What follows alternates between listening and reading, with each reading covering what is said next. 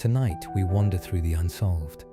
The Pokémon world is full of answers, but it is also full of questions. Quiet ones, old ones, ruins no one can read, islands that are only sometimes there, legends that no book has ever settled. Tonight we will visit 50 of these gentle mysteries, one by one, slowly, the way you might walk through a museum at closing time. None of them will be solved tonight. That is the point. A good mystery does not keep you awake. Held softly, it rocks you to sleep the way the sea rocks a boat. If you like falling asleep to quiet wonderings like these, you can subscribe so the next one finds you on some other quiet night. That is all I will ask.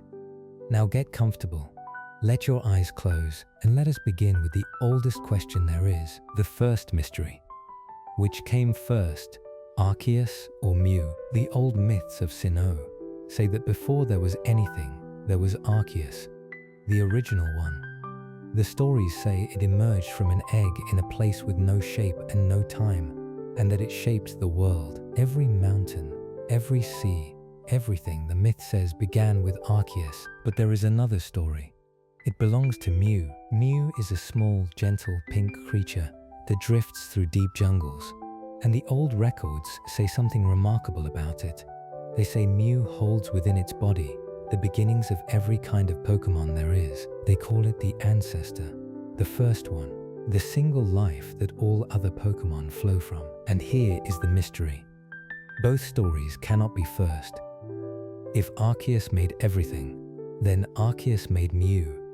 But if all Pokémon come from Mew, then where does Arceus fit? Is Arceus a Pokémon at all, or something older than that word? Did Arceus create Mew as its first work, and let Mew do the rest? Or are the two stories from two different peoples, describing the same dawn in two different ways? The games have never answered, not once in all the years.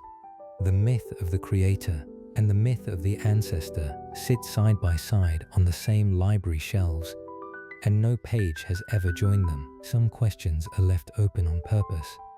This may be the oldest of them. Two beginnings resting side by side, each one true in its own telling, and no one alive who can say which came first. Let that one settle and drift with it a while.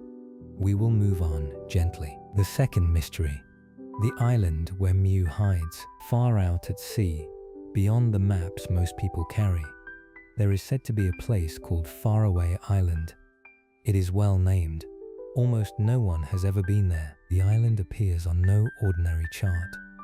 Old notes speak of it quietly, the way people speak of things they are not sure they were meant to see. And the stories say Mew lives there. Deep in the island's green heart, there is a quiet meadow. And in that meadow, now and then, a small pink creature plays by itself among the grasses. It hides when anyone comes near. It is shy and quick and gentle. Those few who claim to have glimpsed it say it seemed to be enjoying itself, alone, in the sun. The mystery is not only where the island is, the mystery is why. Why does the ancestor of all Pokémon, the most important creature in the world, hide on a lost island at the edge of every map? Is it hiding from people after what people once tried to do with its secrets? Is it simply shy by nature? Or does it know something about the world that makes the quiet meadow the wisest place to be? No one knows. The island keeps its secret somewhere out in the wide blue. And somewhere on it, on this very night perhaps, a small pink creature is curled up asleep in a meadow no one can find. There is something comforting in that. The world still has places no one can reach, and the gentlest creature of all lives safely in one of them. The third mystery, the living letters. In the region of Johto, there are old ruins, called the Ruins of Alph. They are quiet now. Grass grows between the stones, but the walls are covered in carvings, row after row of strange shapes. And here is the astonishing thing. The shapes are alive. They are called unknown. Each one is a small, flat, dark creature, shaped like a letter of an alphabet. There is an unknown shaped like every letter, and they drift silently through the ruined chambers like script that has slipped off the page. They hover, they watch through single eyes, they say nothing at all. The old researchers who studied the ruins asked the obvious question and never answered it. Which came first? Did people see the unknown long ago and shape their writing to match them? Or are the unknown somehow born from writing itself? Thought made into small floating bodies, the stones do not say. The unknown do not say, and there is a stranger detail still. The unknown are said to hold a mysterious power, but only when many gather together. One unknown alone can do almost nothing, but in numbers arranged together, like letters forming words, something stirs, as if meaning itself is their strength, as if they are a sentence the world has not finished reading. Tonight they are drifting through those dark ruins, silent as ink, letters with nothing to spell, words waiting patiently, perhaps forever, to be read. The fourth mystery. The ruins where two myths meet, far in the frozen north, past the edge of the Sinnoh region, there is a place called the Sinjo Ruins. Almost no one has ever stood there. Snow falls on old stones, and the ruins are strange, because they do not belong to one people. They belong to two. The style of the stonework joins the old ways of Sinnoh with the old ways of Johto, two regions far apart, whose ancient peoples should never have met. And yet here, in the deep snow, their two traditions stand joined in a single ruin, as if the two peoples came together long ago in this one hidden place to build something no one remembers. And what they built points at the sky. The ruins are tied, the old stories say, to Arceus itself, to the original one. There is a place within them called the Mystery Stage. And it is said that there, and only there, something wondrous once could happen, tied to the creation of new life of the highest order. The details blur, the snow keeps falling. Who built it? Why did two distant peoples carry their stones to the same lonely place? What did they see there that made them build at all? The ruins stand silent in the white, two myths meeting in the snow, holding one shared secret between them, and the snow goes on falling, soft and slow, covering the question a little deeper each year. The fifth mystery. The song at the top of the world, at the very peak of Mount Coronet, the great mountain at the heart of Sinnoh, there is a place called the Spear Pillar. Ruined columns stand against the sky. It is said to be the oldest sacred place in the region, where the ancient people honored the creation itself. And there is a legend about it. The legend of the azure flute. The old stories say there was once a flute of glass like blue, whose sound was unlike any other sound in the world. And they say that if that flute were played at the Spear Pillar, in that one place and nowhere else, a stairway would appear where no stairway was. A stair of light, rising from the ruined columns up into the open sky, leading to a hall above the world. The Hall of Origin, the dwelling place, the stories whisper, of Arceus itself. No one can say where the flute came from. No one can say where it went. Perhaps it never was. Perhaps it rests in some drawer or ruin, unrecognized, waiting. The mystery is gentle and enormous at once. Somewhere above the highest mountain, there may be a hall where the original one dwells, and the only door is a song, a single melody played in the right place, in the thin, cold air. Imagine standing there as it sounded, the note carrying over the stones, the stair of light unfolding upward, step by step, into the sky. It is one of the loveliest images the old stories hold. A door that is not a door. A stairway made of music and light, and at the top, the quiet hall where everything began. The sixth mystery.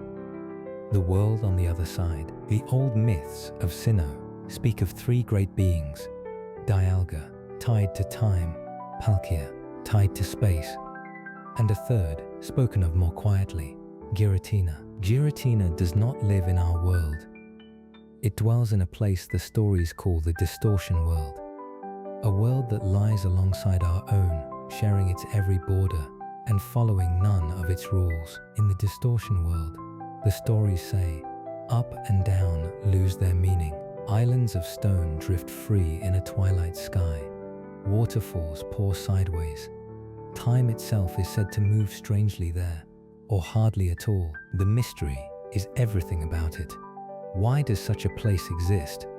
The old stories suggest it is a kind of balance, a reverse side to our world, the way a mirror has a back, and that our world needs it, quietly, to stay whole. But no one truly knows. Only a few people in all of history claim to have stepped through and returned, and their accounts are half dream. And there is the question of Giratina itself. Some tellings say it was banished there long ago. Others say it simply belongs there, the way a keeper belongs in a lighthouse. It glides through the still twilight, alone among the floating stones, tending a world with no visitors. Somewhere on the other side of every wall and every reflection, that silent world is drifting right now. Sideways waterfalls, islands in the dusk, and one great quiet being, keeping the balance, asking nothing of anyone. It is a strange thought, but held gently, it is a peaceful one. Even the back of the mirror is looked after. The seventh mystery. The cave that cannot be mapped. In a misty corner of Sinnoh, there is a cave called Turnback Cave. It has an entrance like any other cave. It has walls and stone and darkness, and it cannot be mapped. Those who enter say the passages do not stay still. Walk through a chamber and turn around, and the way you came is not the way it was. Paths repeat, rooms return. Travelers walk for hours and find themselves beside the entrance again, as if the cave had gently turned them around without their noticing. The name is honest. Nearly everyone who enters Turnback Cave turns back, whether they mean to or not. The old stories tie the cave to Giratina and to the distortion world. They say the cave is a thin place, a spot where our world and the reverse world lean close together, and the ordinary rules grow soft. Deep within, it is said, past pillars that must be passed in just the right way, there is a place where the boundary opens, a door of a kind to the world on the other side. Almost no one has found it. The cave sees to that. It shuffles its own passages like a patient dealer shuffling cards, and it sends its visitors gently home. There is something almost kind in the way the cave refuses. It does not harm anyone. It simply turns them around, as if to say, not this way, not tonight. Go home and sleep. The door in the dark keeps itself, and the mist settles over the entrance, and the mystery rests unopened, year after quiet year. The eighth mystery. The three lakes. In Sinnoh there are three great lakes, Lake Verity, Lake Valor, Lake Acuity. They lie far apart in three corners of the region, and the old stories say that beneath each one sleeps a small guardian. Usi, the being of knowledge, beneath one. Mespri, the being of emotion, beneath another. Azelf, the being of willpower, beneath the third. The myths say these three gave people the gifts of understanding, of feeling, and of resolve, long ago, at the beginning of things, and ever since they have slept beneath the still water, each in its own lake, far from its two companions. The mystery is quiet but deep. Why three lakes? Why so far apart? The three were born together, the stories say, from the same beginning, yet they parted and took up their posts at the far corners of the land, as if the distance itself mattered, as if knowledge, emotion, and will must be kept apart to keep the world in balance, or perhaps spread wide to cover it, the way three lamps light a room better from three corners. And there is the question no one can answer. Are they truly there? The lakes are calm. The water gives nothing away. Fisherfolk cast their lines, and children swim in summer. And beneath them, perhaps, a small guardian dreams on undisturbed. Three still lakes, holding three sleeping secrets, or holding nothing but water and light. No one has ever settled it. And the lakes, being lakes, will never say. They only go on mirroring the sky, calm and bright, keeping whatever they keep. The ninth mystery. the sealed chambers and the old writing. Across the region of Hoenn there are hidden chambers, sealed away in rock and desert and deep places, and on their walls there is writing. Not the living unknown script of Giotto, something else. Rows of raised dots pressed into the stone. A writing meant to be read by touch. It is braille, writing for fingers instead of eyes. And no one knows why it is there. The chambers are ancient. The people who carved them are long gone. Yet they chose, for their most secret places, a script that must be touched to be understood. Some wonder if the makers could not see. Some wonder if the chambers were meant to be found in darkness, where eyes are no use anyway. The stones have never explained themselves, and what the writing guards is stranger still.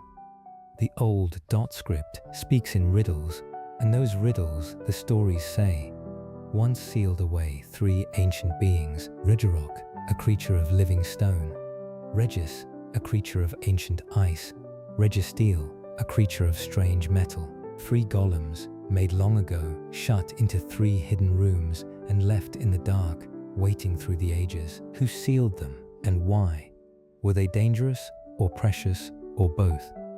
Were the riddles meant to keep everyone out, or to let the right person in someday, when the time was right? The chambers keep their silence. Somewhere in Hoenn tonight, in the deep dark, 3 ancient creatures wait in perfect stillness, behind doors written in a language of touch.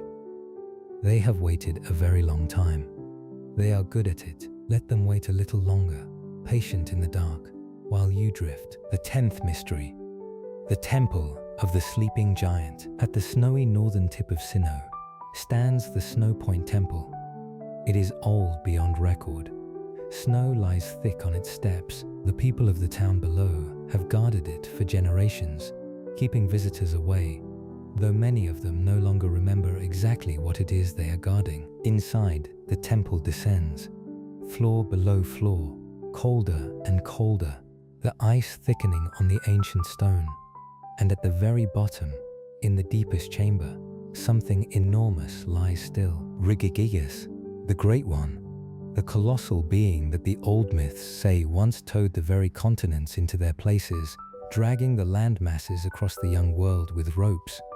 When its work was done, the stories say, it went to sleep, and the temple, perhaps, was built around it. Not a palace, not a monument, a bedroom, of a kind, raised by grateful or fearful hands around a giant that had earned its rest. The mystery is patient, like everything in this story. Why does it sleep so long? What would wake it?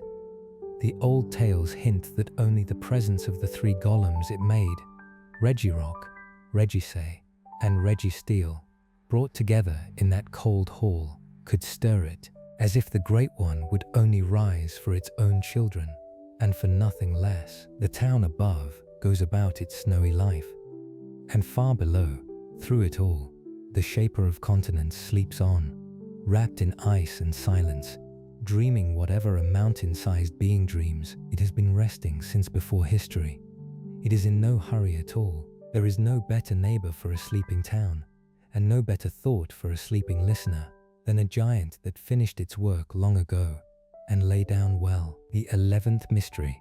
The island that is sometimes there. Off the coast of Hoenn, between 2 ordinary towns, there is a stretch of open sea. Most days, it is only water, waves, and light, and the far horizon. But the old stories of the region insist that this is not always so. Sometimes they say there is an island. They call it Mirage Island, and it is exactly what its name suggests. On rare days, sailors and townsfolk swear they can see it plainly. A green island sitting in the sea where no island should be. And then, the next day, or the next hour, it is gone. The sea rolls on, empty, as if nothing had ever broken its surface. The old folk of the nearby town speak of it matter-of-factly. Some days, the island can be seen. Most days, it cannot. No boat that sets out toward it seems to arrive on the days it hides, and on the days it shows itself. Those who claim to have reached it speak of little more than a quiet, green, windswept place. Grass bending, berries growing, and no explanation anywhere. What is it? an island that drifts in and out of our world, a trick of light and longing, a place that exists only sometimes, the way some things are only true at certain hours. The stories never settle it. There is something restful in an island with no schedule. It appears when it appears. It owes nothing to maps or ferries or plans. Somewhere off that coast tonight, the sea is either empty or it is not. Both are fine. The island will be there when it chooses. Some things cannot be visited. They can only be glimpsed and wondered at and let go. The 12th mystery. The kingdom beneath the sea, off the coast of Unova, far below the waves, there are ruins. They are called the abyssal ruins, and they should not be there. Divers who reach them describe halls and corridors of worked stone, resting silent on the sea floor. Doorways, chambers, carvings softened by centuries of water. Scattered through the ruins lie old treasures, plates and relics, and vessels of a vanished court, still waiting in the dark as if their owners had only stepped out. It was a palace, or a temple, or a small kingdom in Tyre, and once it stood in the open air. Stone like that is not laid underwater. People built it, lived in it, walked its halls in sunlight, which means that at some point, long ago, the sea came and took it.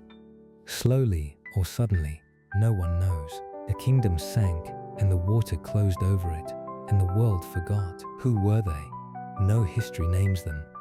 What happened? No record survives. The ruins keep a further secret too. The deeper chambers resist all visitors. Currents push explorers gently out. The heart of the ruins has never been fully explored, and perhaps never will be, so it rests there still.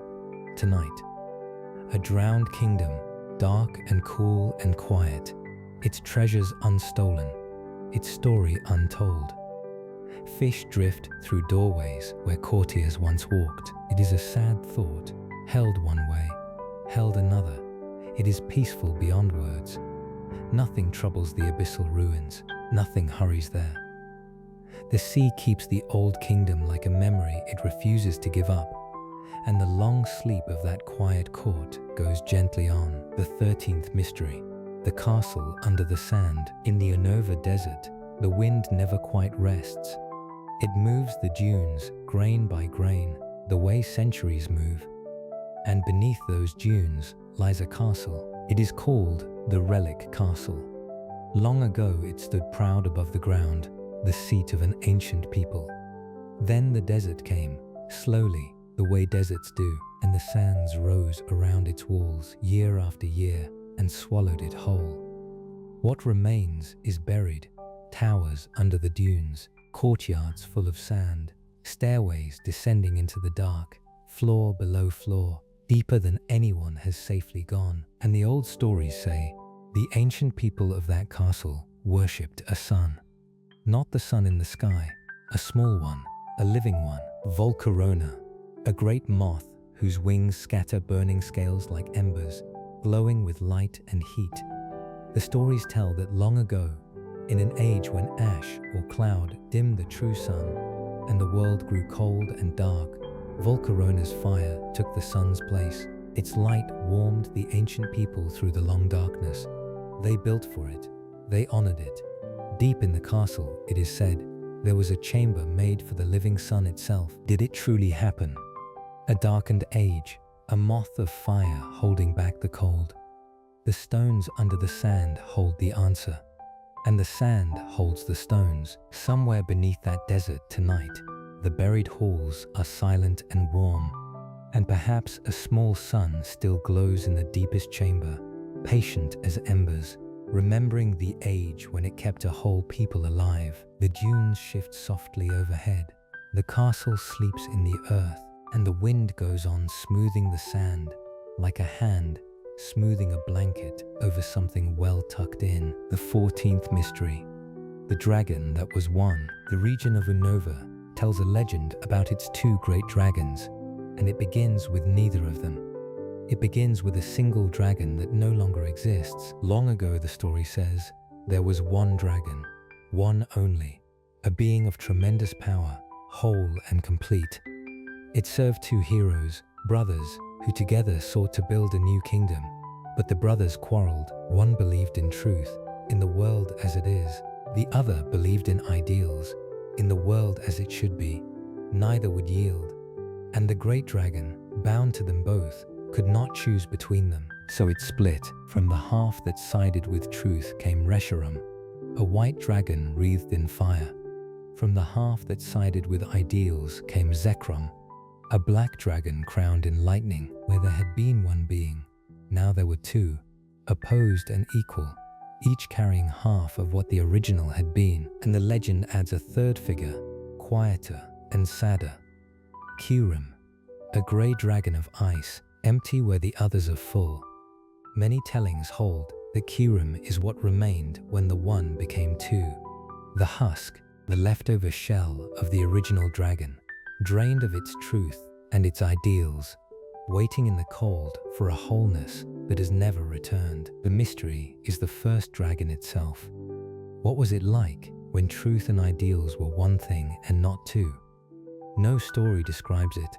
No image survives. It exists only as an absence, the way a whole plate exists in its pieces. Somewhere in the cold of Unova, the empty third waits, and the two bright halves fly on. And the one they used to be together is a shape no one living has ever seen. Some things can only be known by their halves. The whole is left to dreams. The 15th mystery, the one that fell from the sky. There is a further mystery folded inside Kyurem, and it points upward. Some of the old accounts of Unova say that Kyurem did not begin in that region at all. They say it fell. That long ago, a cold light crossed the night sky, and something came down to earth encased in ice, like a frozen meteor. And that what stepped out of that ice was Kyurem, a visitor perhaps from somewhere far beyond the sky. So now there are two stories about the same creature, and they do not fit together neatly. One says Kyurem is the husk of the original dragon. The remainder left when one became two. The other says it came from the stars, wrapped in ice, from no dragon and no kingdom at all. Both are told, both are old. The games leave them side by side and never choose. Perhaps both are somehow true, in a way no one has worked out. Perhaps neither is. The people of the small town nearest its cold home tell their own quiet tales of a chill presence in a frozen chasm, and they leave offerings of respect, and they do not pry. There is something fitting in a creature of emptiness, having two origins and therefore none. Kyurem waits in its icy hollow, the coldest thing in the region, holding a question where its history should be. And far overhead, on clear nights, the stars it may or may not have come from go on shining, saying nothing, the way stars do. The 16th mystery, the traveler from the stars. Every so often, the sky sends the world a gift it did not ask for and cannot explain. A meteor falls, and from one meteor, long ago, came a creature, Deoxys. The old records say it began as something unimaginably small, a virus, riding through the dark of space on a stone, asleep in the cold for who knows how long. When the meteor fell, the records say, something changed that tiny sleeping thing. Some accounts speak of strange rays in the deep sky, others of a beam of light that touched the fallen stone. However it happened, the virus woke and grew and became something new, a tall, strange, graceful being, unlike anything born on this world. Deoxys can reshape its own body. When it needs speed, it becomes sleek. When it needs to endure, it becomes sturdy. It shifts between forms the way water shifts to fit its container, as if its body were only a suggestion, and a soft glow, like an aurora, is said to shimmer around it as it moves. The mystery reaches upward, past the creature itself. If one meteor carried one small sleeping seed of life, how many more are up there now, drifting through the dark between the stars? Is the night sky, which looks so still, actually full of travelers, each one waiting for a world to land on? No one knows. Deoxys keeps its own counsel, glowing gently, changing shape, a stranger who has never explained where it came from, because perhaps it does not know either. And overhead, Tonight, the meteors go on falling somewhere, small and silent, carrying whatever they carry. The 17th mystery. The dance beneath the moon. Clefairy is a small pink, shy creature. It hides deep in Mant Moon, a quiet mountain famous for one thing. Meteors fall there. Fragments of stone from beyond the sky, called moonstones, are found among its caves, and Clefairy are drawn to them in a way no one has ever explained. On clear nights, when the moon is full, the old stories say the Clefairy come out of hiding. They gather in the deep of the mountain, in hidden clearings around the fallen stones, and they dance, ring upon ring of small pink creatures, dancing in the moonlight, slow and joyful, until the dawn sends them back into the dark. Those who claim to have seen the dance say there is something otherworldly about it, and that is the heart of the mystery. Because many of the old tales say, plainly, that Clefairy did not begin on this world at all. They say it rode here on a meteor, that it came from the moon itself long ago, and that its midnight dances are a kind of remembering, a small homesick festival held under the light of the place it came from. The games tell this softly, as legend, never as settled fact. Perhaps Clefairy is simply a creature that loves moonlight, and the rest is a story people told because the dance was too lovely for an ordinary explanation. But hold the gentler telling as you drift. Somewhere inside a dark mountain tonight, if the moon is full, small pink creatures may be dancing in a ring around a fallen piece of sky, keeping a promise to a home they left so long ago that only the dance remembers it. The 18th mystery. The wish that sleeps 1,000 years. There is a small creature shaped like a star, with a head like a wishing charm, and little tags upon it. Its name is Jiraki, and it is almost never awake. The old stories say Jiraki sleeps in a hard, crystal-like cocoon, and that its sleep lasts 1,000 years at a time, a millennium of stillness. Kingdoms rise and wear away while it dreams, and then, for 7 days, it wakes. 7 days in 1,000 years. And in those 7 days, the legends say, Jiraki grants wishes. The stories tell that true wishes, written on the tags it bears, come to pass when Jiraki opens its eyes. Then the week ends, and it folds back into its long sleep, and the world goes on without it for another 1,000 years. The mysteries crowd in gently. Who decided the rhythm, the 1,000 and the 7? What does it dream about for those 10 centuries? And the wishes themselves. How many of the strange strokes of fortune in the world's long history were Jiraki's doing, worked quietly in some 7-day window that no record marked? There are people, the stories say, who sing to it. An old lullaby, passed down, meant to comfort Jiraki in its sleep and greet it kindly if it wakes. Somewhere, tonight, it is sleeping. That much the stories agree on. A small star-shaped creature, wrapped in crystal, hundreds of years deep into its rest, with hundreds still to go. Your own sleep tonight is a drop beside that ocean. Let it keep you company. You rest for a night. Jiraki rests for an age. Both of you will wake when it is time. The 19th mystery. The people who spoke to the sky. In the mountains of Hoenn, in a village of an ancient line, live a people who remember the sky. They are called the Draconid people, and their memory is longer than anyone's. Their old lore, kept in murals and song and story, tells of the great serpent of the heavens, Rayquaza, the dragon that dwells in the high thin air above the clouds and comes down only when the world is in peril. Their oldest stories tell of falling stars, of times ages apart when great stones came burning from the sky, or when the land and sea themselves rose against each other in fury.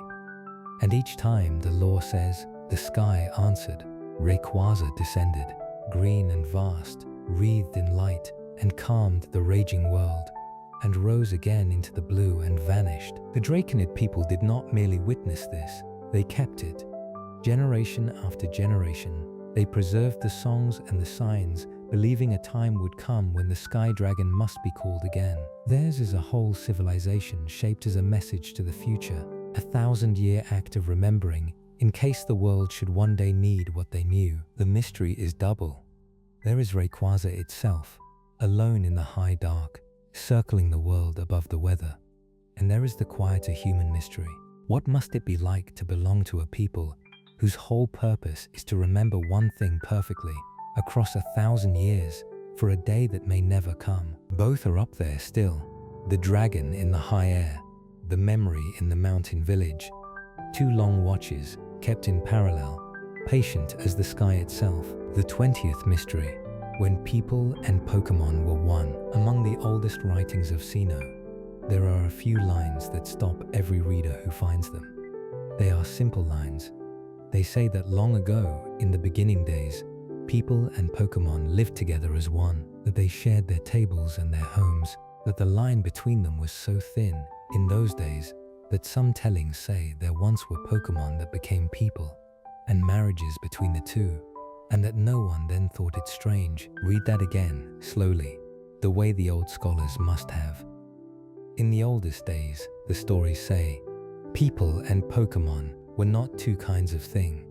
They ate together, they lived as family. The difference between them, which seems so plain to us, seems not to have existed at all. What happened? When did the two drift apart, and why? Was there a falling out, or only a slow forgetting, the way close friends can drift without a single quarrel? The old texts do not say, they simply record the closeness, matter of fact, and move on, leaving the modern reader staring. And it explains so much, if it is true.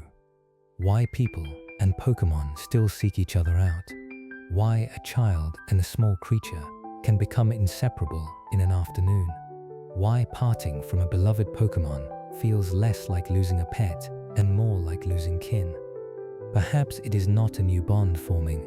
Perhaps it is an old one, remembering itself. We were one household once.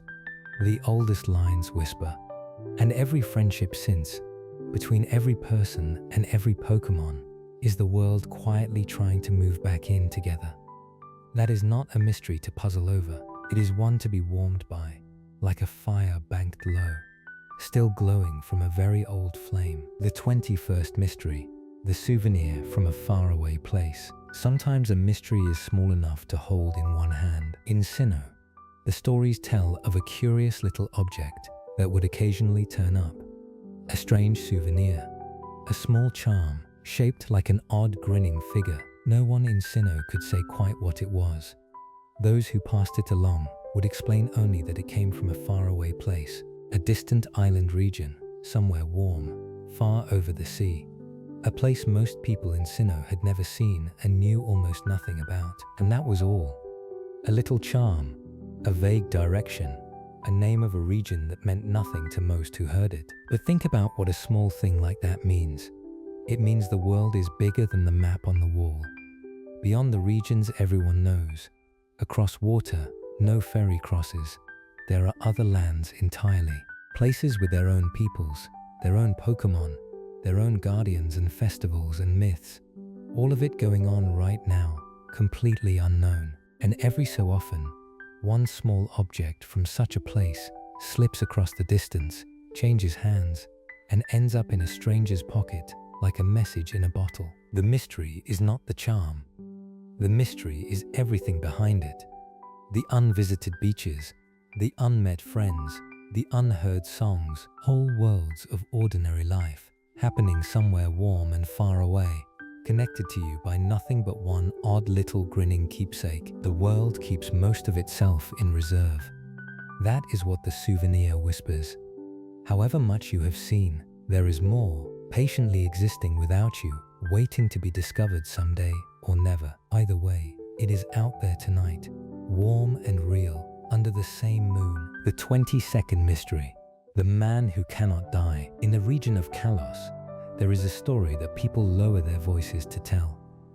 It is about a war 3,000 years ago, and about one man. His name, or all that remains of it, is AZ. The stories say he was a king, and unusually tall, taller than any man should be. He had a Pokémon he loved, a small flower Pokémon, a Floette, dear to him beyond anything. And the war took it. What the grieving king did next is the dark heart of Kalos history. He built a machine, a device meant to bring his beloved Floette back to life. And it worked.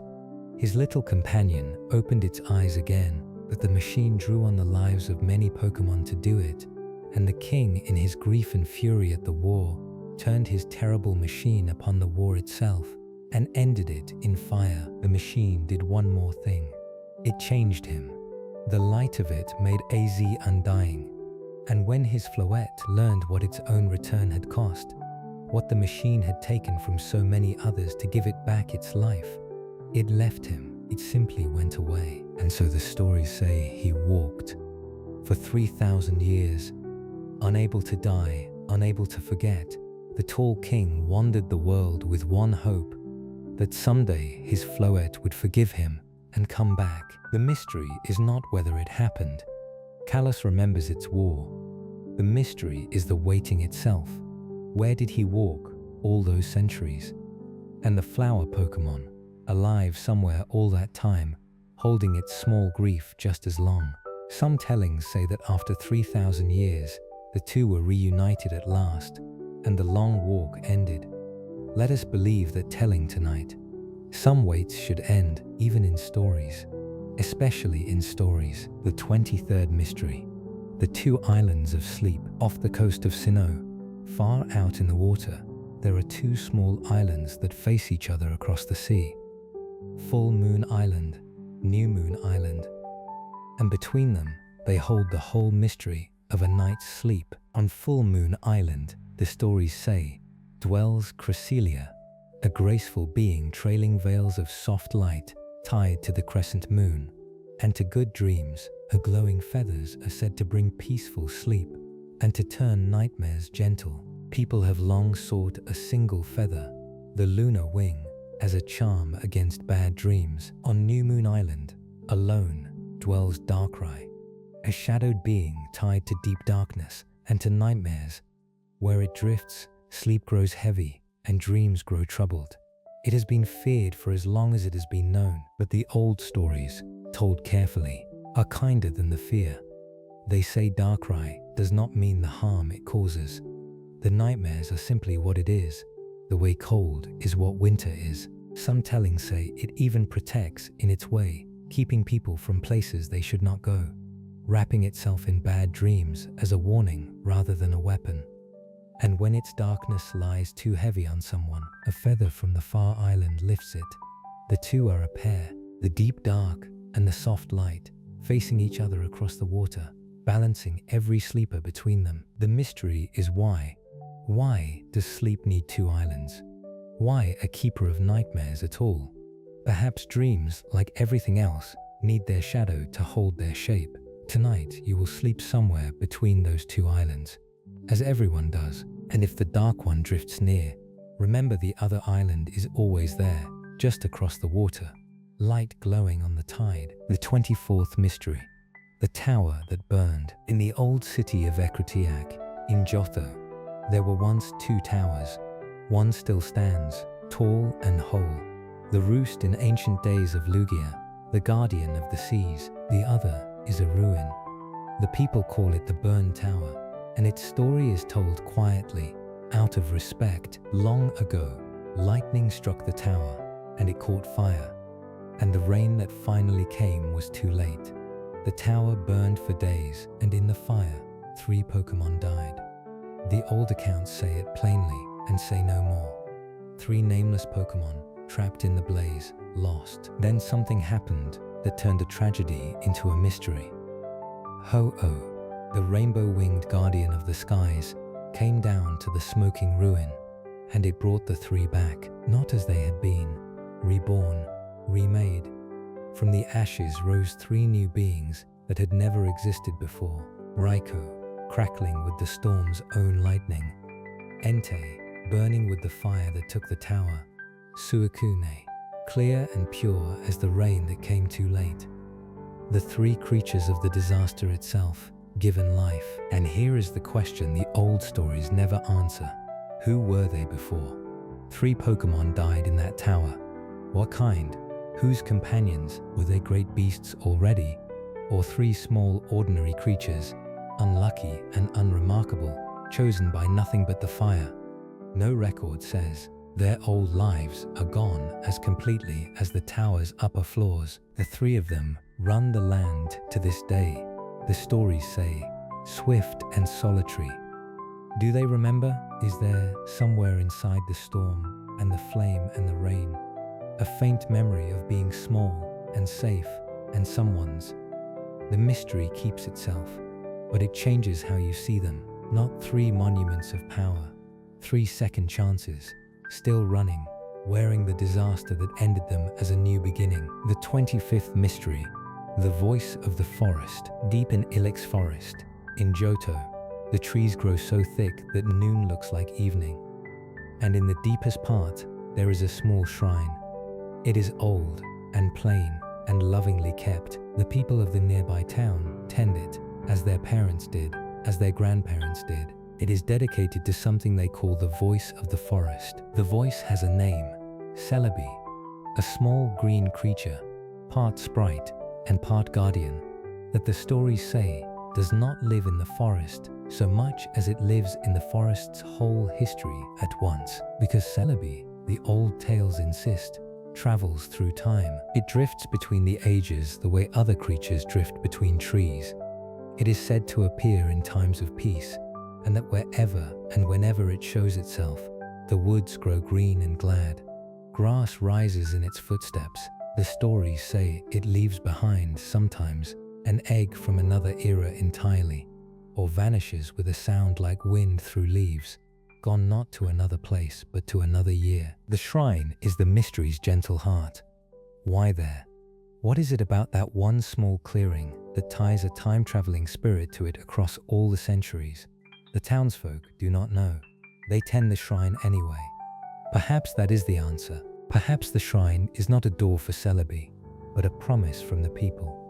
A fixed point of care, kept green through every generation, so that whenever the small guardian arrives, from whatever century it left, something familiar is waiting, somewhere in time.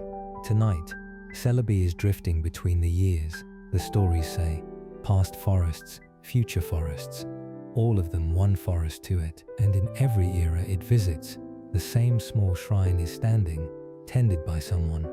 That is the loveliest kind of mystery, one that people answer without solving, simply by continuing to care. Let us rest for a breath before we go on. We have wandered far already. Old ruins, drowned kingdoms, islands that keep their own hours. There is no test at the end of this. If the mysteries have begun to blur together, that is exactly right. Let them blur. The night is long, and we have more quiet corners of the world to visit, and each one asks nothing of you at all. The 26th mystery. The song in the whirlpools. Off the coast of Johto, there are 4 small islands, ringed by churning water. They are called the Whirl Islands, and the sea around them is famously restless, full of turning currents and white water. Sailors give them a wide berth.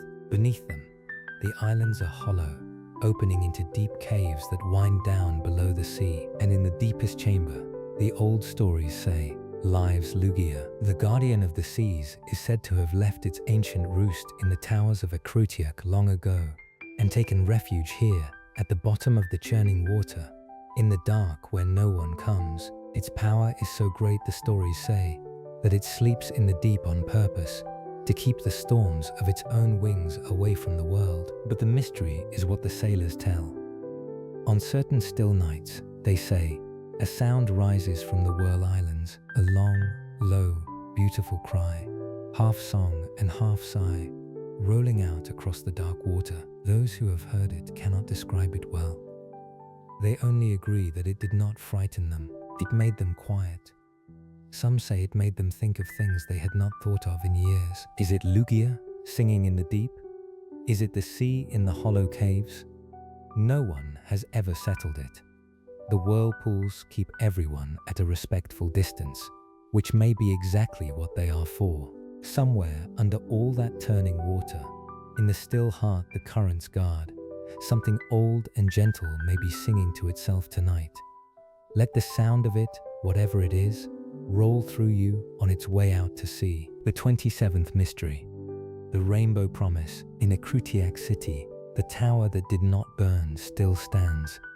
It is called the Bell Tower, and it rises higher than anything around it, its old bells hanging quiet in the wind. Long ago, the stories say, Ho-Oh perched at its top, and the city lived in the glow of that presence. Then came the fire in the other tower, and the sorrow of it, and Ho-Oh left.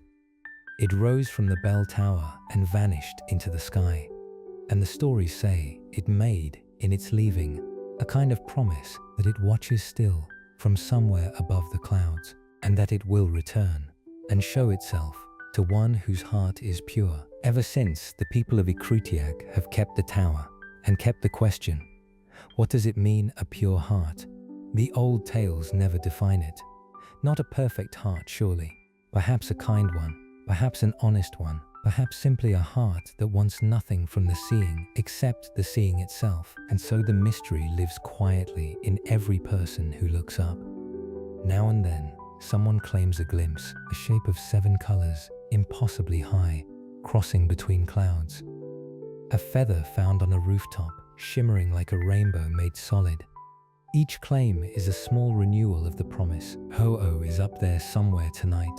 The stories insist, above the weather, keeping its long watch for a heart worth appearing to. There is something restful in being watched over by something so patient. It has waited generations. It will wait longer, and the old bells hang in the tower, waiting too, ready to ring on the day the sky finally comes back. The 28th mystery. The cave where life began. In the middle of a round blue crater city, in the region of Hoenn, there is a cave that people guard closely.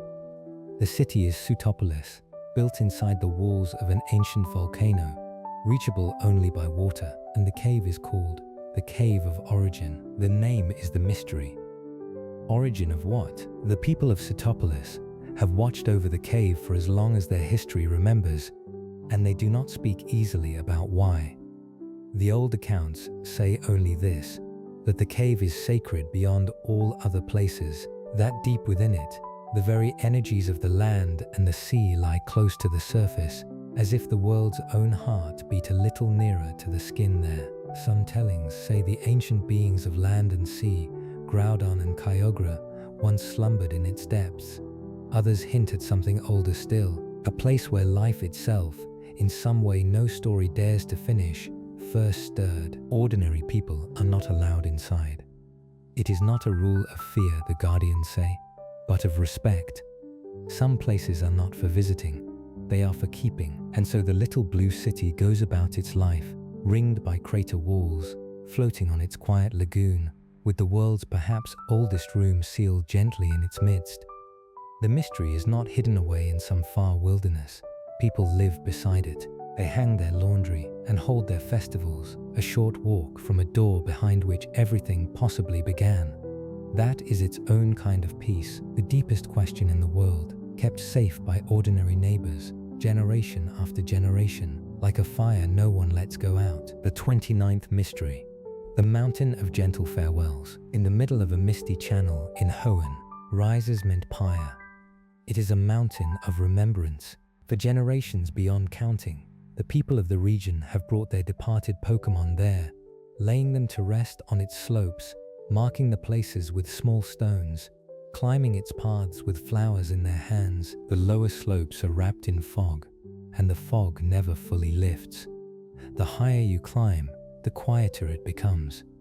And at the very top, in the open air, 2 elders keep watch over 2 ancient orbs, and over the mountain entire. The mystery of Mentpire is soft-spoken, like everything about it. Visitors say the mountain does not feel empty. It feels attended. Most Pokémon drift among the stones, but they trouble no one. They seem, the old accounts say, less like haunts and more like caretakers. Small lights are seen moving on the slopes at night, unhurried, as if making rounds. Those who climb with grief in their hearts often come down lighter and cannot quite say why. Where do Pokémon go when their long lives end? No story in any region answers that. But Mentpire is the closest the world comes to replying. Not with an answer, with a place. A mountain where remembering is the whole point. where the fog is gentle, and where whatever lingers, lingers kindly. The old couple at the summit have said it in their simple way. The Pokémon resting here watched over people in life, and some of them, perhaps, are watching still. That is all.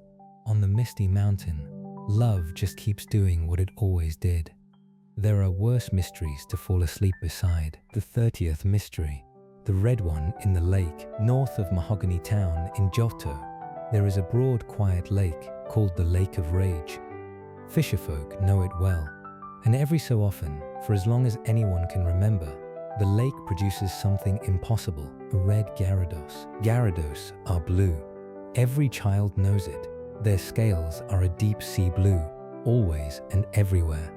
And yet in this one lake, now and again, a Gyarados rises from the water scaled in brilliant crimson, like a banner unfurled, unmistakable across the whole lake at once. The old stories offer pieces of an answer. They speak of forced and hurried change, of Magikarp made to evolve before their natural time, so that the body changed, but something in the color, some final gentle step, was skipped. In some tellings, this was the work of meddling people, and the red one is the visible sign of an unseen wrong. But other tellings are simpler and stranger. They say the lake has always done this, that long before anyone meddled with anything. Fisherfolk spoke of the red one, glimpsed at dawn, vanishing by noon, a lake with one recurring miracle, on no schedule at all. Which telling is true? The stories never settle. Perhaps both. The red Gyarados itself offers no opinion. It rises when it rises, blazing against all that blue, and sinks away again, leaving the fisherfolk pointing and the lake smoothing itself over as if nothing had happened. Some mysteries are alarms. This one seems more like a signature, the world signing its name in red, every so often, just to remind the watchers on the shore that it can. The 31st mystery, the ball that looks back. Here is a small mystery that sits in plain sight, so familiar that most people never think to wonder at it. Pokeballs are round and red and white, with a line around their middle and a circle at their center. Every child in every region knows the shape, and there exists a Pokémon called Voltorb that is round and red and white, with a line around its middle. It looks so exactly like a Pokeball that people mistake one for the other constantly, and always have. Why? The records say Voltorb was first documented near a Pokeball factory, and the resemblance set off a question that has never stopped rolling. Did Voltorb somehow come from the balls? Some spark of life kindling in an object made by people? Or is the resemblance a disguise, grown the way some creatures grow to look like leaves or stones, because looking like a harmless object has its uses? Or, strangest of all, is it the other way around? The old balls of past centuries were made from hollowed fruit.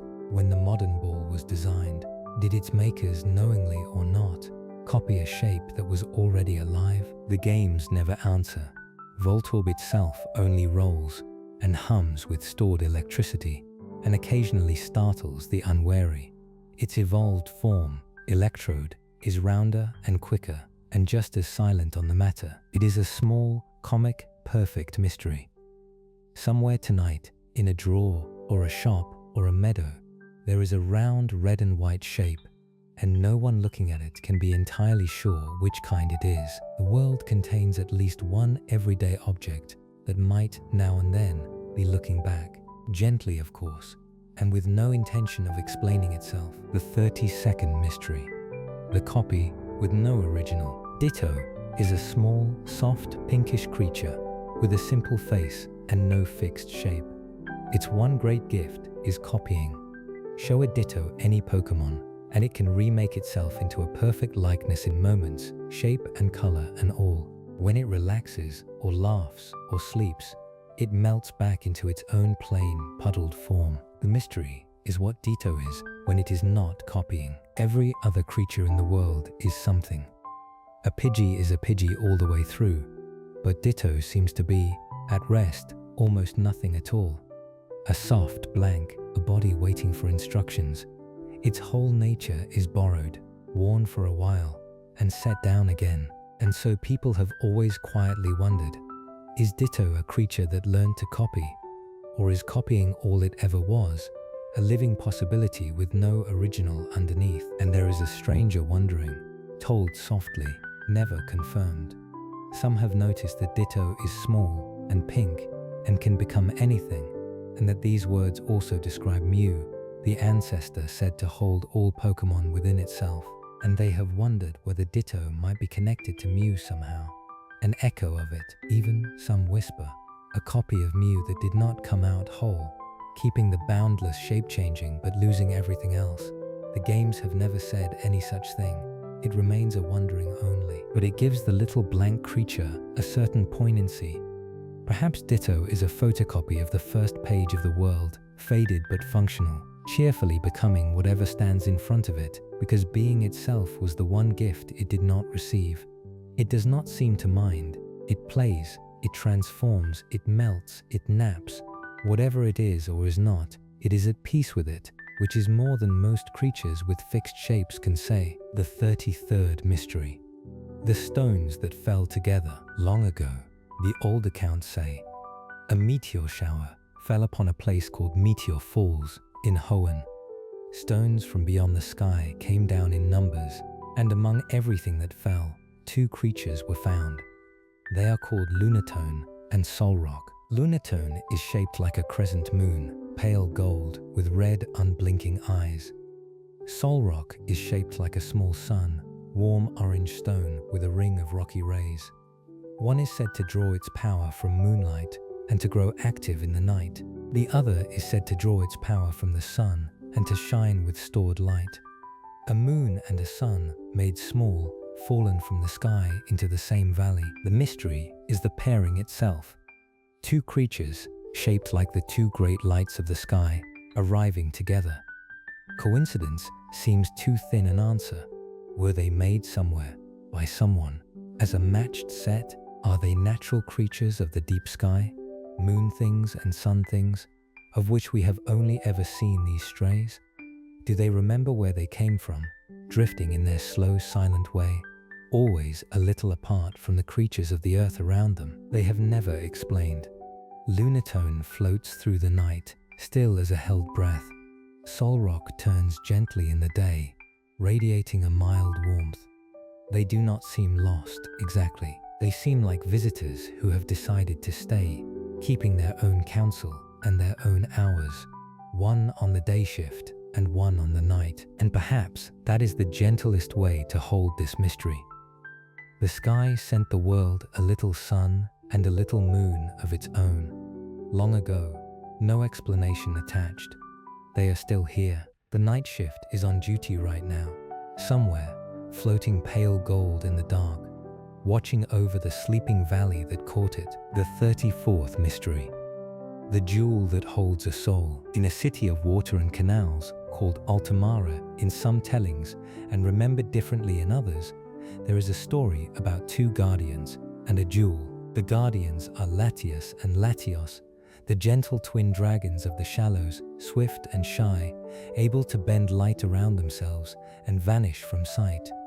And the jewel is called the Soul Dew. The old stories say the Soul Dew is exactly what its name declares. A small orb, blue-white and glowing softly, that holds within it the soul of a Latios from long ago. In the most tender telling, a Latios once gave everything to calm a raging sea and save the people it loved. And what remained of it, its heart, itself, its light, condensed into the dew-like jewel, the city kept it. The guardians watched over it, and the jewel, in turn, kept the waters calm. The mystery is as delicate as the jewel. Can a soul truly be held? Is the Latios in the dew asleep, or aware, or simply present, the way warmth is present in a stone that sat all day in the sun? Those who have seen the Soul Dew describe a light that seems faintly to breathe. The games touch this story lightly and let it be, and we will do the same. Somewhere, in a quiet city of canals, a small blue light is glowing tonight in a garden pool, and the water everywhere around it is calm. Whether it is a soul or a memory, or only a beautiful stone with a beautiful story. The calm is real. Some gifts keep giving regardless of what they are made of. Love, condensed, apparently keeps. The 35th mystery. The guardian in pieces. Most great beings are gathered in one place. One body, one lair, one legend. Zygarde is not like that. Zygarde, the old accounts say, is scattered across the region of Kalos, and perhaps far beyond it. There exist countless tiny green beings called cells. Each one is small, soft, and nearly mindless, drifting through fields and caves and city gutters, unnoticed by almost everyone. On their own, they do nothing at all. But they are not nothing. Each cell is a piece of Zygarde, a single drop of a guardian. Here and there among them are rarer pieces called cores, which can think and act and call to the others. And when the need is great, the stories say, the pieces gather. Cells stream together from across the land, joining into larger and larger forms. At half its strength, Zygarde is a great serpent. Complete, it is said to become something titanic, a guardian of the whole order of nature, assembled from 1,000 scattered drops. The mystery is the design. Why would the guardian of balance exist as a scattered being? Perhaps the answer is hidden in the question. A guardian in one place can watch one place. A guardian scattered into countless pieces is everywhere at once. Every field has a drop of the watchman in it. The whole region is, in a quiet way, one distributed being, dozing in pieces, ready to remember itself the moment the world needs it. Which means, if the old accounts are right, that you have almost certainly walked past a piece of Zygarde in your life and never known. A small green softness in the grass, watching nothing in particular. The guardian is not in some far mountain. It is ambient. It is around. Sleep is easier in a world like that, patrolled gently by something everywhere and invisible, holding itself in reserve. The 36th mystery. The three birds and the weather. The old stories of Kanto speak of three great birds, and they treat them less like creatures and more like weather given wings. Articuno, the bird of ice, whose long tail streams behind it like frozen ribbon. Where it flies, the stories say, the air chills and snow follows, and moisture freezes into drifting crystal. Zapdos, the bird of lightning, jagged and bright, said to dwell inside thunderclouds and to gain power from every strike. When it appears, storms crackle around it. And Moltres, the bird of flame, trailing fire from its wings, said to bring an early spring to cold lands it passes over, warming the air with every wing beat. Ice, thunder, and fire. Cold fronts, storms, and warm spells, all with hearts and wings. And the deep question the stories never answer is which way it runs. Do the birds bring the weather, or does the weather bring the birds? When snow falls out of season, has Articuno passed? Or is Articuno simply somewhere in every deep cold, the way a current is in every wave? The old accounts also whisper that the three must be kept in balance, and that Lugia, the guardian of the seas, calms them when they clash. For a quarrel among the three would be a war of climates. Held gently, it is a lovely way to see a stormy night. The thunder rolling somewhere far off is a great bird turning over in its cloud. The cold snap is a long tail of ice ribbon passing high overhead on its way somewhere else. The weather is not a machine. It has moods and wings and a guardian who settles its arguments. Tonight's sky, whatever it is doing, is being looked after. The 37th mystery. The guardians who chose their islands far across the sea in the warm island region of Alola. Each of the 4 islands has a guardian. Tapu Koko, Tapu Lele, Tapu Bulu, and Tapu Fini. The people build them shrines, hold festivals for them, and speak of them with a comfortable mixture of reverence and familiarity. The way you speak of a powerful, moody, beloved old relative. The guardians are not distant. That is what makes them different, and it is also the mystery. They interfere. Tapu Koko, the stories say, is famously curious and quick-tempered, swooping down to challenge travelers who interest it, helping people one day and ignoring them the next. The others each have their own temperament, their own island, their own inscrutable standards. They are called guardian deities, yet they behave like neighbors, present, opinionated, occasionally seen at festivals, and no one knows why they stay. Beings of that power could dwell above the clouds or beneath the sea, remote as the other legends of the world. Instead, they chose 4 islands and the people on them, and they keep choosing them, generation after generation. Not because the people are always worthy. The stories are honest about that. The guardians have been disappointed before and stayed anyway. Perhaps that is the answer hiding in the mystery. Perhaps guardianship, real guardianship, is less like a duty and more like a fondness. The Tapu stay for the same unexplainable reason anyone stays. They are attached. The islands are theirs, and the people are theirs. Quarrels and festivals and all. It is a warm thought to end our wandering on. Somewhere tonight, on 4 warm islands under the same stars, 4 guardians are keeping watch over the sleeping towns they refuse to leave. Watched over is a good way to sleep.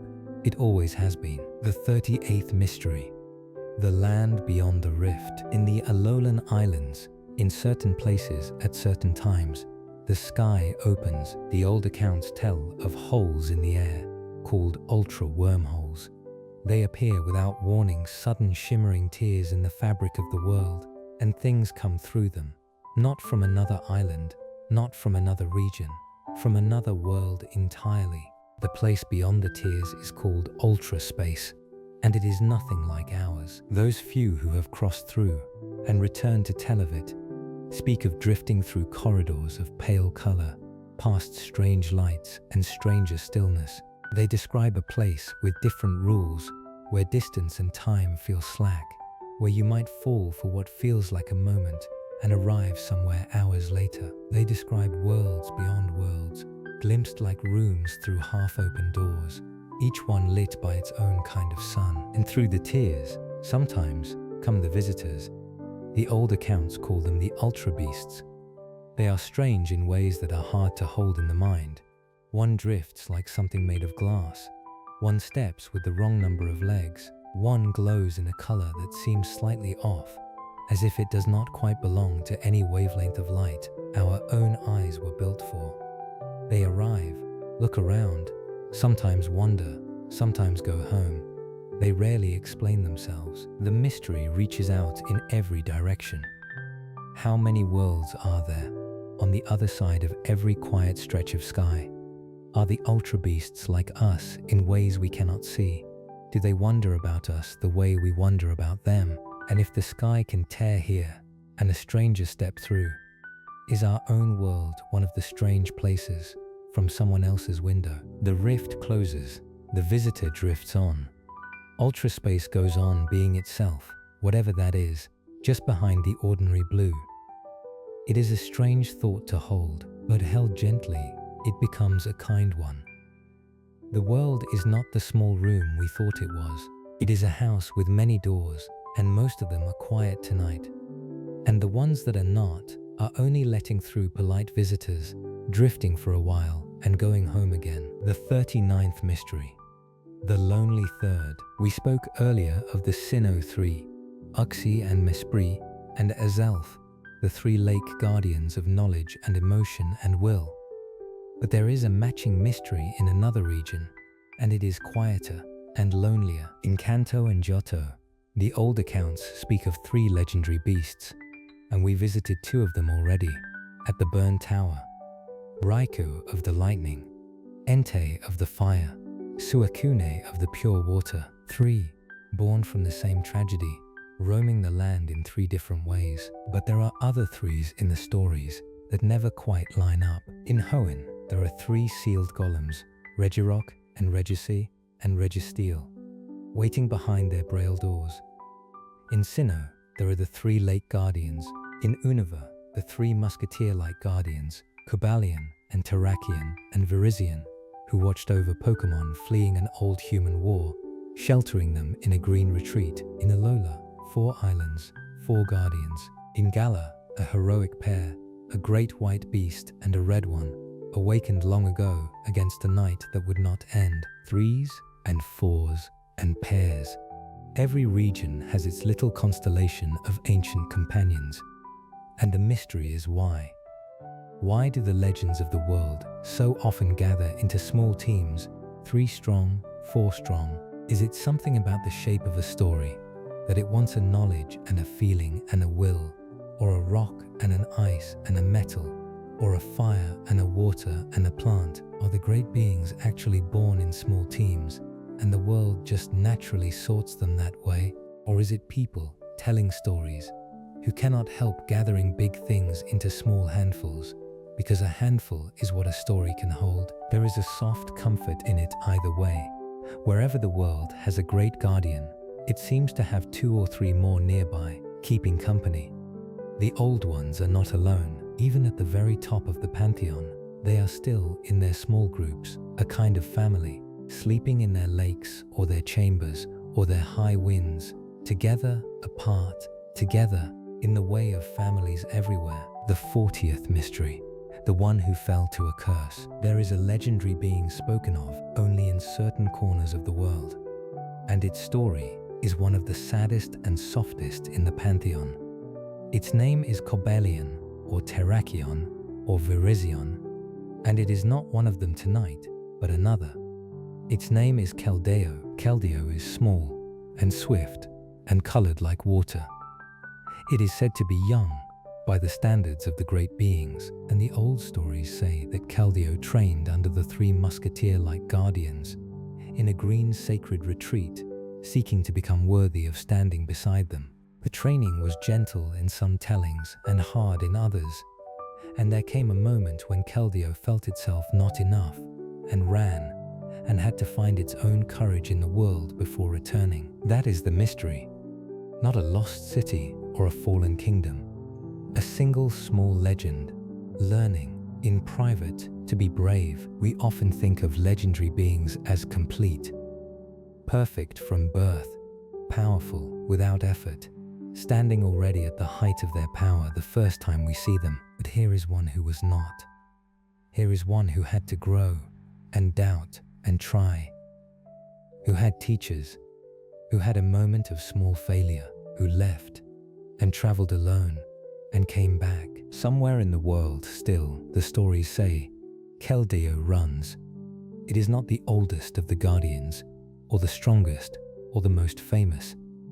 It is simply a young legend, still learning what it means to be one. There is a great tenderness in that thought. Even the great beings begin somewhere. Even they were once small and unsure, and figuring out who they were meant to become. If they can begin small, everyone can. And tonight, in the gentle dark, a small young guardian is running quietly on, growing into its own name, and no one is hurrying it. The 41st mystery.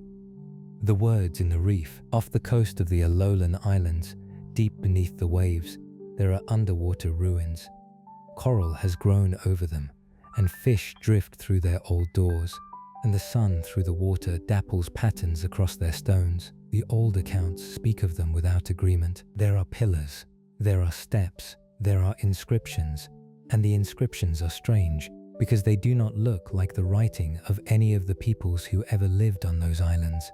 They do not match the mainland scripts either. They resemble, faintly, something older, something even the scholars can only guess at.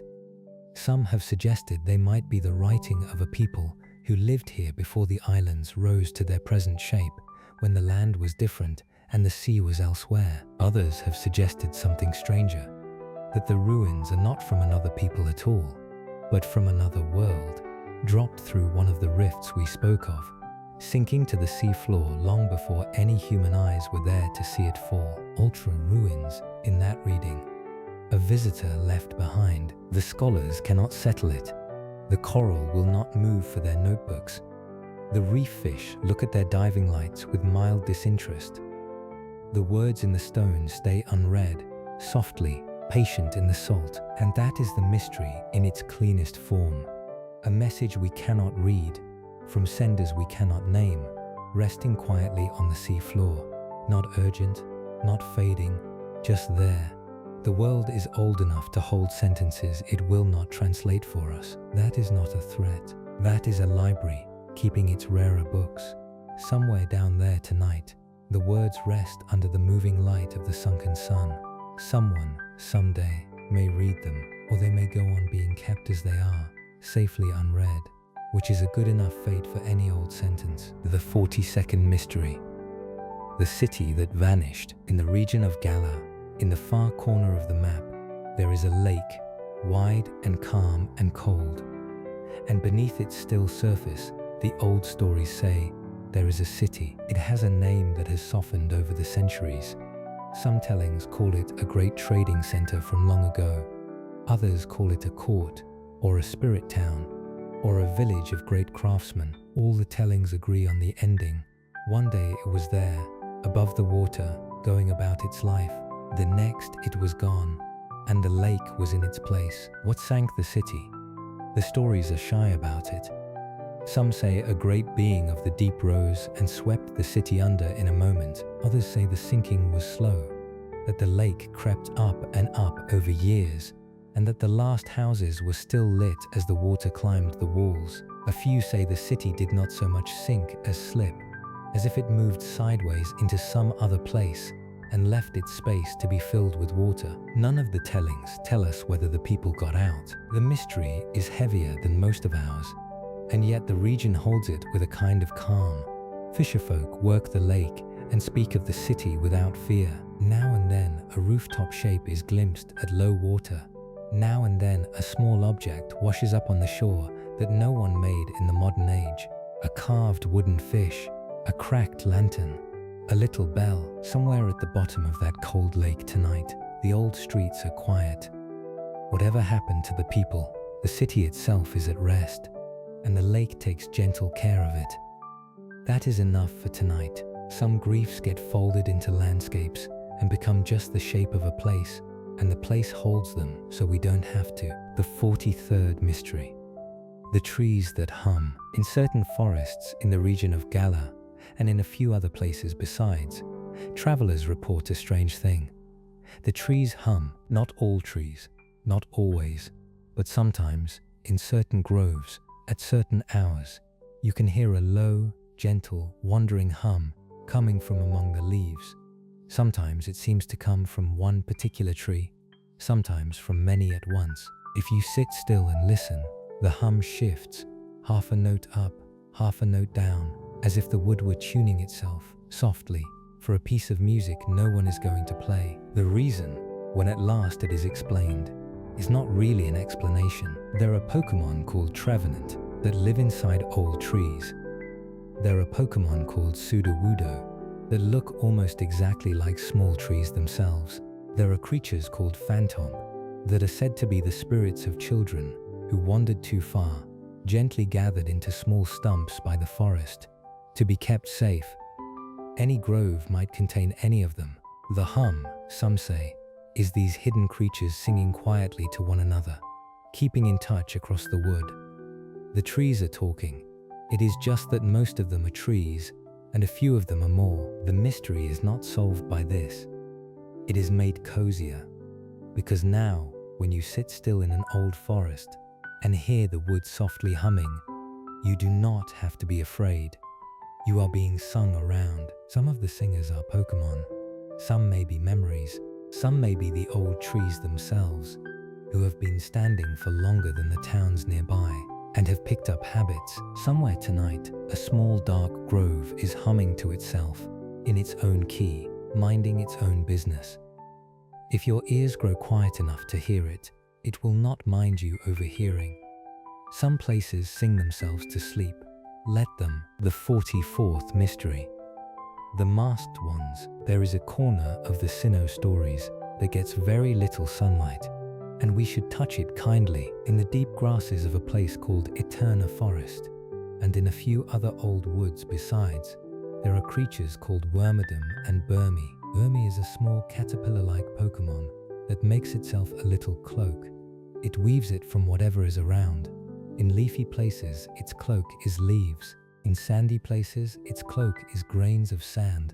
In old rooms, its cloak is bits of paper and thread. When Burmy grows into wormerdom, that cloak becomes part of it, permanently.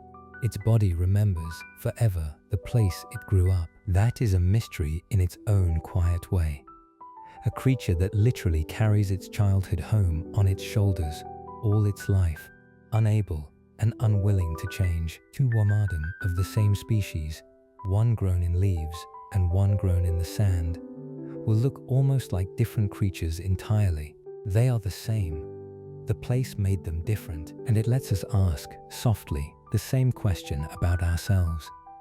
Every one of us wears, in some small way, the cloak of where we grew, in our accents, in the foods we crave, in the way we set a table. The wormerdom simply wears it more visibly than we do. It is not sad. It is a kind of loyalty, worn as clothing. Somewhere in a leafy old forest tonight, a wormerdom is asleep, cloaked in the same leaves that made its childhood safe.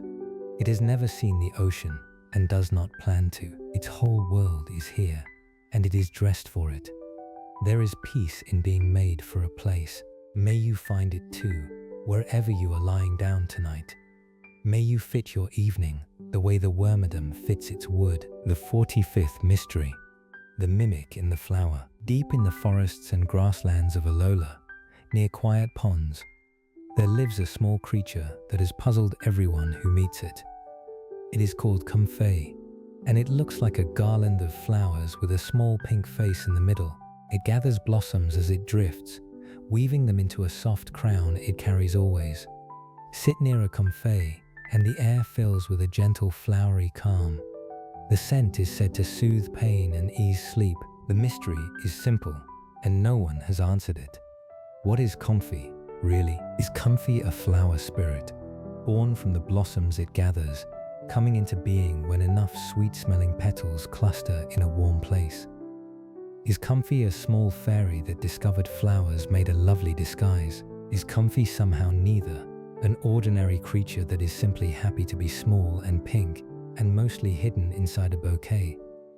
The old accounts of the region shrug in a friendly way. A Comfey is a Comfey, and they leave it there. Perhaps that is the right kind of answer for a creature so gentle. Some things do not need a category to be loved.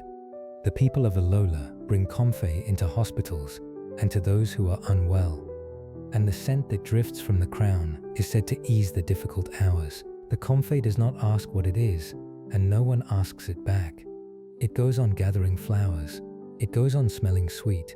It goes on drifting close to those who could use a little peace. Somewhere tonight, a Comfey is asleep in a patch of wild flowers, indistinguishable from the flowers, indistinguishable from a garland someone dropped, indistinguishable from a small, warm thought. And the air near it smells faintly of sweetness. Some mysteries do not need solving. They need only smelling for a moment on a warm night before you fade. The 46th mystery. The town that only appears at dusk. There are places in the old accounts that appear only at certain hours. The most tender of them is a small town, seldom mapped, that shows itself only at dusk. The travelers who describe it agree on very little. Some say it is in Sinnoh. Some place it further north. Some think there is not one town but several, each appearing on its own schedule and being confused for each other by tired travelers passing through. What they agree on is the feeling. If you walk a certain road at the right hour, when the light has just begun to soften and the shadows are getting long, you may see a town where you did not expect one. A row of warm windows, a smell of dinner, a well in the square, a few small Pokémon curled up beside doors that stand a little open. You may stop. You may be given a bowl of something warm without much ceremony. You may sit for a while in the last of the light, and someone may say hello, and the world may seem very quiet in a good way. And when you rise to go on and turn to wave, the road behind you may be a different road, and the town may not be there. Is it real? The people of the region shrug. Some think it is a small piece of the world that is genuinely nowhere, a fold in the map that shows itself when the light gives it the right shape. Others think it is a memory of every warm evening you ever had, borrowed by the world to give you a good rest that night. Others simply say it is a small kindness the road does, sometimes, when it likes you. The mystery here is the gentlest of the whole night. Do not solve it. Just carry the image of it as you drift. A town at dusk, warm windows, dinner cooking. A little town that greets you without asking your name. Somewhere tonight, if the light is doing the right thing. Someone tired is walking down a road, and up ahead, without any particular reason, there is a little town that maybe should not be there, and maybe should. May we all find one when we need one. The 47th mystery. The bells that ring themselves in the old temples of Ikrutiek, and in a few other quiet places besides. There are bells that ring when no one is near. They are not loud. They do not toll. They only give off a single soft note, at times no one can predict. Sometimes just before dawn, sometimes in the middle of the afternoon, with no wind and no hand near the rope. The keepers of the temples note the ringings in careful books. They have been noting them for centuries. The old accounts offer several answers, and none of them are quite settled. Some tellings say the sound comes from ghost Pokémon, small ones that live in old bell metal. A Pokémon called Bronzor has been kept in temples for very long stretches of history, and its close kin Bronzon is said to be able to make bell-like sounds of its own. Perhaps the temple bells are keeping company with the metal creatures that live near them, striking themselves gently as a hello. Others say the bells ring when someone somewhere is thinking of the temple. A little chime, sent as a soft reply. The most tender telling is the quietest. It says the bells ring when someone who once loved the temple is at rest, at last, wherever they are in the world. Not a morning bell, a goodnight bell. A small note to say so-and-so is asleep now, safely, and the temple is still here. Nobody rings the bells. The bells ring anyway. Somewhere tonight, in a still stone room, a small clear note may be sounding, for reasons no keeper can quite explain. And someone somewhere may be settling comfortably into sleep at exactly that moment. Perhaps you, the 48th mystery, the mimic doll in the old parts of many towns. In shops that specialize in curios, you sometimes find a small doll on a shelf. It is round and shaped like a Pokémon, and it is not a Pokémon. It is a very good copy. Old craftspeople made these dolls for children and for luck, in the shape of substitute figures, and ditto, and small round creatures like Pokeballs and Voltorb. They are common. Every region has them, and every region has the same story. Now and then, the story goes, one of the dolls is not a doll. The doll on the shelf, quiet and round, patient and old, is actually a small Pokémon called Mimikyu, wearing a doll cloth over itself as camouflage. Mimikyu is shy and rarely seen truly, and the old accounts say it dresses itself as a familiar friendly thing so that people will not be afraid of it. Under the cloth, no one is quite sure what it is. That too is part of the mystery. Mimikyu itself does not want to be seen. It is not menace, it is embarrassment of a very old kind. So the mystery here is small and gentle. Any friendly-looking old doll in any old shop might be a Mimikyu, quietly wearing a costume so as to sit safely in the world. The doll shape is a hiding place. The doll shape is a kindness the world offers to a creature that does not want to frighten anyone. It is not creepy. It is almost the opposite. It is a shy, small thing, wearing a soft disguise, hoping to be liked without being looked at too closely. Somewhere tonight, a doll is sitting on a shelf, and possibly, just possibly, it is not a doll at all, but a Mimikyu having a quiet evening, watching the shop lights go off one by one, and being in its own small way at home. Let it be. Let it have its evening. The 49th mystery. The songs the wild ones sing. Certain Pokémon sing, not the way we sing. They have no words, or they have words that no person can translate. But at certain hours, in certain places, wild Pokémon lift their voices, and the old accounts describe the sound with reverence. Jigglypuff sings a lullaby that puts all listeners to sleep. Every child knows that one. Melayetta sings a melody that has made grown people cry without being able to say why. Primarina sings by moonlight to the sea. Cricketune fiddles a chirping song in tall grass on summer nights. Chateau mimics human words for the fun of the sound. Altaria hums to the clouds. Lapras sings across long distances, out on the water, a slow, low song that carries for miles. What are all these songs about? The mystery is that no one has ever quite been able to say. The songs seem to be for other members of the same kind, but they seem to be for more than that too. Traveling scholars have collected them and taught them to their students, and never gotten to the bottom of a single one. Every song, in every recording, keeps something of itself back. The words do not translate because there are no words. The feeling does not translate because feelings do not. And here is a small kind thought. All those songs are being sung right now, somewhere, in a still grass field. A cricketune is playing its evening tune. Out on some dark stretch of ocean, a lapras is singing a long, slow note into the water for another lapras it may never see. In a hidden clearing, a meloetta is trying out a new phrase for no audience at all. The world, at every hour, is quietly musical, on frequencies most of us don't have ears for. Let the songs sing themselves without you tonight. You do not have to translate a thing. Somewhere far off, in the dark, a slow, low note is being sung across the water, and it means what it means, and it is enough that it is being sung. The 50th mystery. The one who watches the dreams. We have visited the two islands of sleep already, Cresselia and Darkrai, the light and the dark of what happens after your eyes close.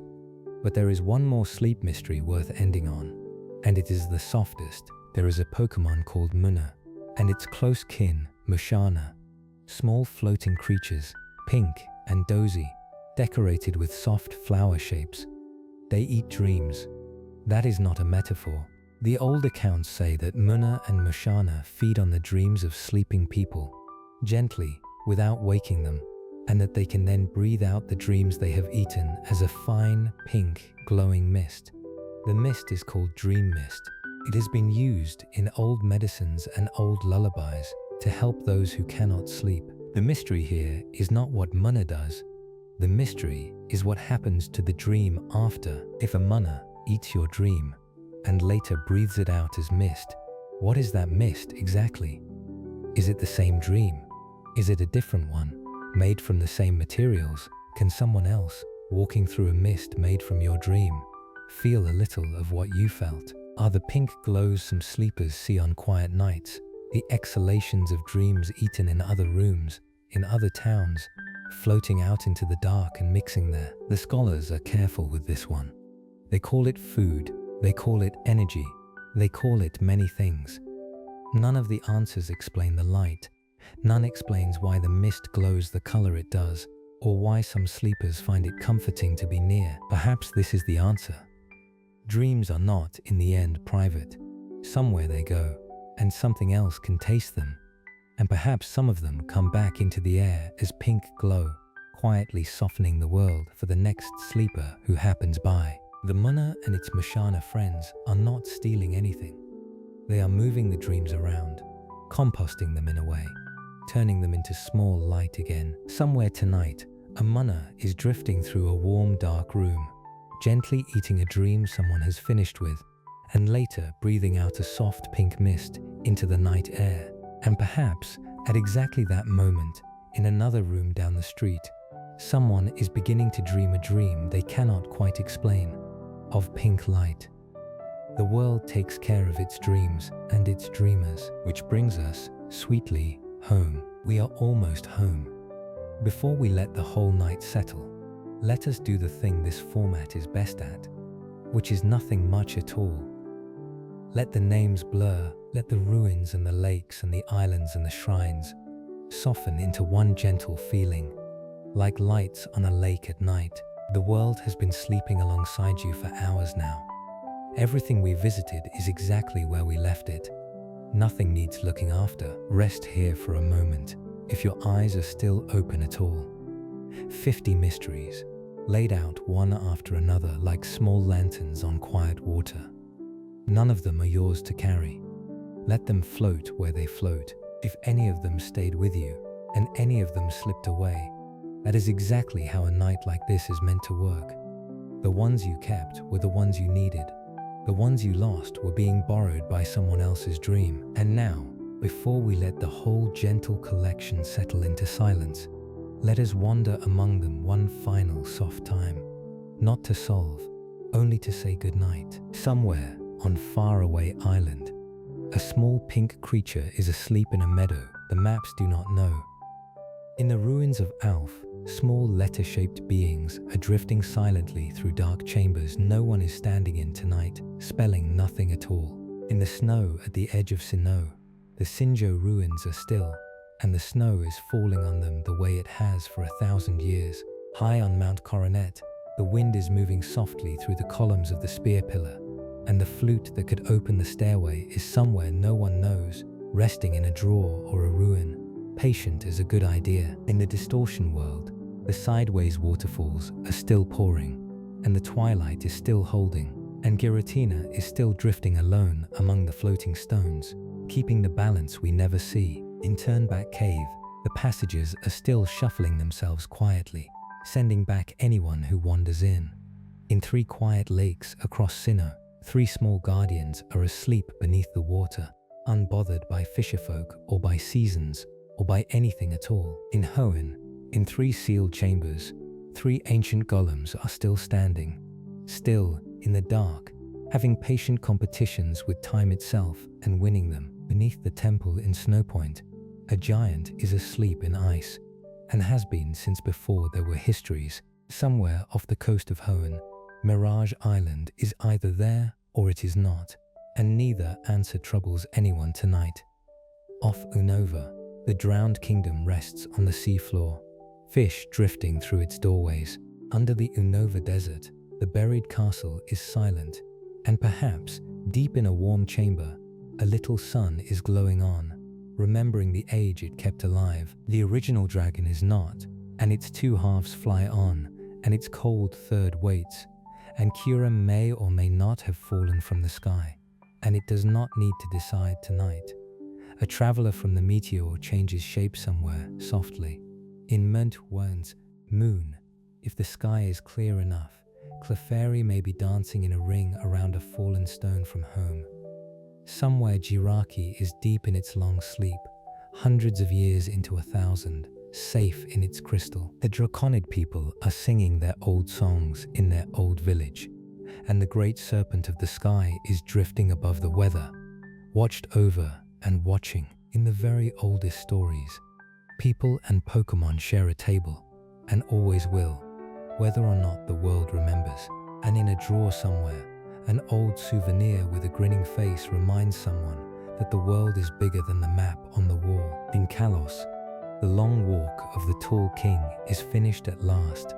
In the telling we chose to believe, and the small flower is with him again. In the sea between the 2 islands of sleep, every dreamer in the world is being held gently between the 2, the deep dark and the soft light. In Akrutiak, the burned tower rests, and the 3 creatures reborn from its fire are still running the land, wearing their disaster as new life. In Ilex forest, the small shrine is still tended, and Celebi is somewhere in time, drifting between the years. In the Whirl Islands, the sea is turning, and something old and beautiful may be singing to itself in the dark. In the Bell Tower, Ho-Oh is up there above the clouds, watching for a heart worth appearing to, and the bells wait patient below. In Sutopolis, in the middle of a crater city, the Cave of Origin holds its silence, kept by neighbors. On misty Menpire, small lights move gently among the stones, and the elders at the summit go on watching. In the Lake of Rage, the red one waits to rise. On a quiet shelf, a round red and white shape may or may not be a Voltorb, and does not need to say. A small blank creature is asleep somewhere, cheerful and shapeless. In Meteor Falls, a small moon and a small sun float, one on the night shift, one on the day. In a garden pool, in a city of canals, a soft blue light is glowing on, whatever it is, and scattered across the land of Kalos, thousands of tiny green cells lie in the grass, holding pieces of a guardian, ambient and easy. 3 great birds ride the weather, 4 island guardians sit their 4 islands, still fond, still choosing to stay. A rift closes quietly over Alola. Somewhere in old woods, a wormadam sleeps in the cloak of the leaves that raised it. Near a warm pond, a comfy is asleep among wild flowers, indistinguishable from them. Somewhere on a road at dusk, a small town glows for a tired traveler and lets them sit. In a temple, a bell rings softly, all on its own, for someone falling asleep. On a shelf, a doll that may be a Mimikyu watches the last shop light go out, and out on some dark stretch of water, a Lapras is singing a slow, long note that no one has to translate, and a Munna is drifting through a warm, dark room, gently eating a dream someone has finished with, and breathing out a soft pink mist into the night for the next dreamer to walk through. That is the world tonight. That is what is going on out there, while you lie warm and still and let your breathing slow. The world does not need you to hold it up. It is being held up by all of them quietly, in their fields and their caves and their lakes and their high sky. Every one of them is at their post. Every one of them is asleep or almost asleep, or watching gently over someone who is. You can join them now. There is nothing more to think about. The mysteries will keep. The world will keep. The bells will ring themselves, and the flute will stay where it is, and the small pink creature on the faraway island will play in its meadow tomorrow just as it did today. None of it needs you. All of it is glad you're here. Let the count of them soften now, out of numbers, back into a single warm feeling. Not 50 mysteries, just one night, containing all of them. The bells are ringing themselves. The pink mist is drifting. The 2 islands of sleep are quiet on their sea. The tall king's long walk is over. The small shrine in the forest is tended. The letters in the ruins mean whatever they mean. The town at dusk is warm for someone else now, and you are warm here. And both are true, and both are enough. Sleep will do the rest. It is very good at this. Rest now. Sleep well. Somewhere someone is telling one of these mysteries for the first time, and somewhere someone is passing gently out of a dream and into a deeper one, and somewhere the wind is turning a page in an old book no one is reading, and it is all okay. The night is looking after itself. We will wander through more of it, gently, the next time the dark grows quiet.